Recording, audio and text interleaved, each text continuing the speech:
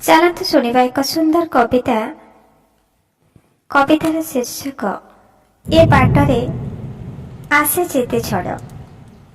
କବୟିତ୍ରୀ ମଧୁସ୍ମିତା ମହାପାତ୍ର। କବିତା ଏ ବାଟରେ ଆସେ ଯେତେ ଝଡ଼।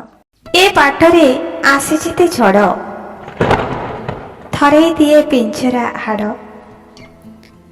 ଅନେଶତ ବାତ୍ୟାର ଜଞ୍ଜାଳ ଏ ଯାଏ ବାକି ଅଛି।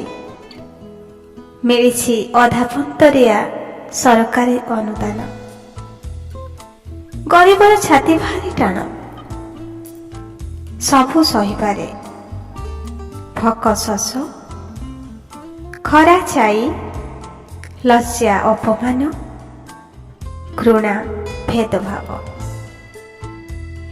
ସେଇଥିପାଇଁ ତ ଖାଲି ଅନେଶତ ବାତ୍ୟା ନୁହେଁ, ସେଇଥିପାଇଁ ତ ଖାଲି ଅନେଶତ ବାତ୍ୟା ନୁହେଁ, କାଳ ବୈଶାଖୀ, ଫାଇଲିନ୍, ହୁଡ଼ୁହୁଡ଼ୁ, ଅମ୍ଫନ୍, ଫନି, ଏମିତି ଆହୁରି କେତେ କ'ଣ ତାର ନୀତିଦିନିଆ ଅତିଥି।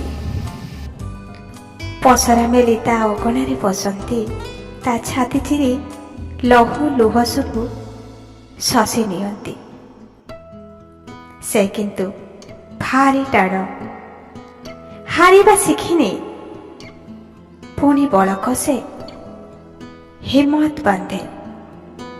ରଙ୍ଗୀନ ସ୍ୱପ୍ନ ସବୁ ଏକାଠି କରି ପୁଣି ଗଢ଼େ ସ୍ୱପ୍ନର ମିନାର।